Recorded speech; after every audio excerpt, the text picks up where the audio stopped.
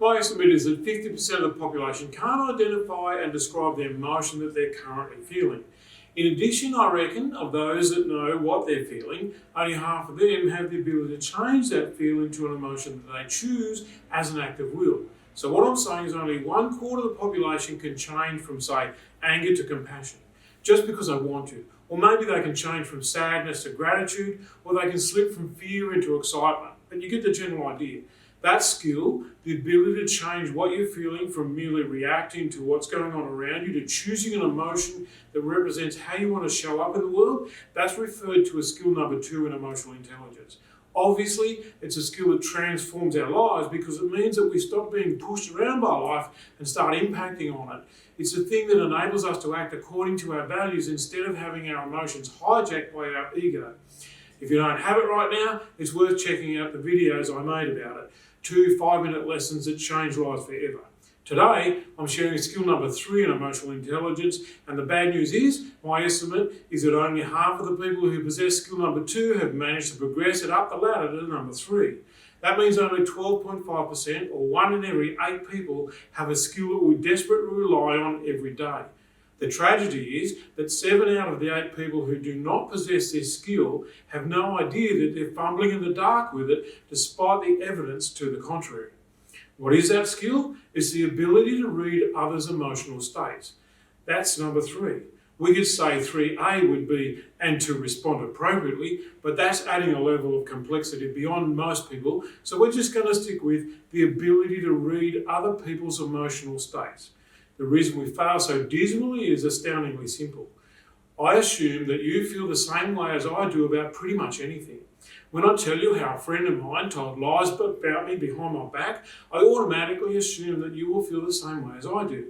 So if I'm feeling outraged about the disloyalty and the lie telling, I robotically expect you will be on the same page with me. If the shocked look on your face is meant to convey how glad you are that I finally got rid of someone that you knew from the beginning was a creep, I still interpret your feelings as outrage just like mine. I think you feel the same as I do. I have no idea that you're feeling relief that I'm finally free of a liar and a cheat. I just know that you get me. You and I, according to me, are on the same wavelength, but we're actually living on different planets. We call this concept projection. I project my feelings onto you as if they are as real for you as they are for me. I recall taking weeks to hand design a brochure for our business 30 years ago, back before computers and graphic artists did that in the blink of an eye. And I showed it to my friend, expecting him to admire my efforts, and I was crestfallen when he said quite forcefully, "No one will buy that." He was projecting his feelings onto the population of our entire city of several million people. And because he wouldn't buy it, he thought nobody would. He was dead set certain no one would ever touch it. Nor could he change his mind when confronted with massive sales. He just concluded that the world was full of idiots who couldn't tell shit from clay. What's most damaging in all of this is that when I have trouble reading what I'm feeling, I project my worst case scenario onto the situation. The person who fears criticism projects that you are criticising them when you're merely confused about what they meant and were about to seek clarification. The dude who fears rejection projects that curious, interested look on your face is a precursor to rebuttal.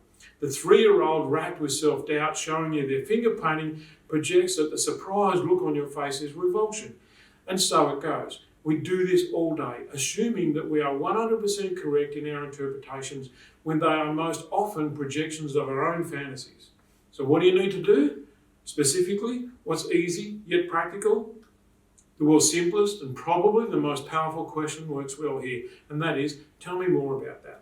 So instead of assuming that your friend expressed herself perfectly the first time around, and that you also interpreted it perfectly the first time around, just use that simple question that seeks clarification for both of you.